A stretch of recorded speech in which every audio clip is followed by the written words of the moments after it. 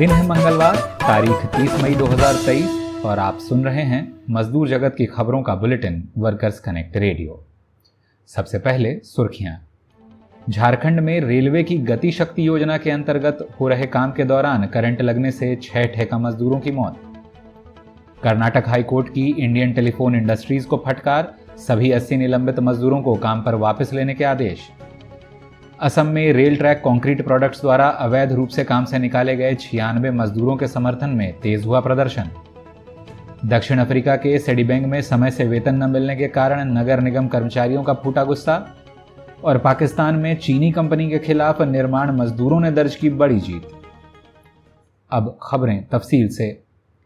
धनबाद गोमो रेलखंड पर सोमवार को झारखोर रेलवे क्रॉसिंग के पास बिजली का पोल लगाने के क्रम में करंट लगने से 6 ठेका मजदूरों की घटनास्थल पर मौत हो गई। बिना शटडाउन किए रेलवे लाइन के किनारे नया पोल लगाने का काम चल रहा था, जिससे महज 2 फीट की ऊंचाई पर ओवरहेड तार था, जिसके संपर्क में आने से मजदूरों की मौत हो गई।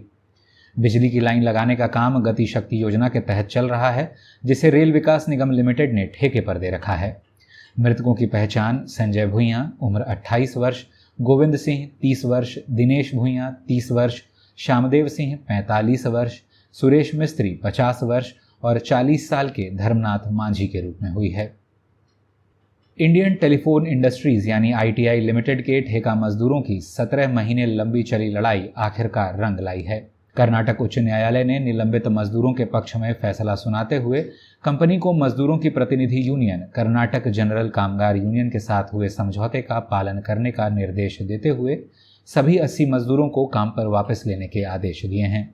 मामला दिसंबर 2021 का है, जब कंपनी ने अवैध रूप से ठेका मजदूरों को काम से निकाल दिया था। इसके बाद कंपनी व यूनियन के बीच एक करार हुआ था, जिसमें कंपनी ने मजदूरों को क्रमवार काम पर वापस लेने का वायदा किया था, लेकिन बाद में इससे मुकर गई थी, जिसके कारण मामला हाईकोर्ट पहुंचा।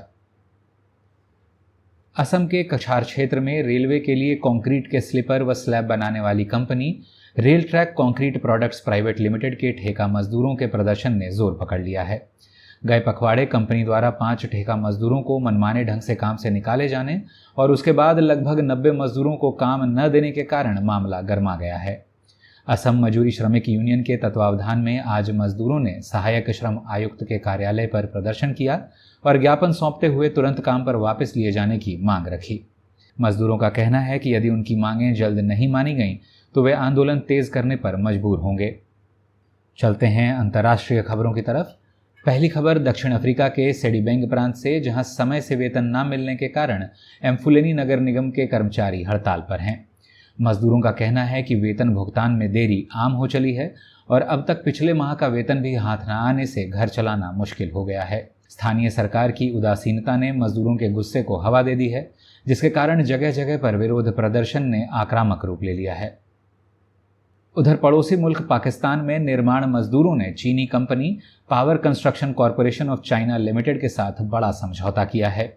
ज्ञात हो कि विश्व बैंक के वित्तीय पोषण से चल रही तरबेला बांध निर्माण परियोजना के लिए जिम्मेदार चीनी कंपनी ने लगभग 200 मजदूरों को मनमाने ढंग से काम से निकाल दिया था, जिन्हें Pakistan federation of building and would workers के साथ हुए समझौते के बाद काम पर वापस ले लिया गया है।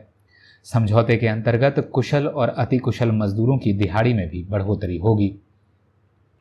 इस अंक में बस इतना ही। मजदूर जगत की ताज़ा तरीन खबरों के साथ शुक्रवार को फिर होगी मुलाकात। तब तक के लिए दें इजाज़त।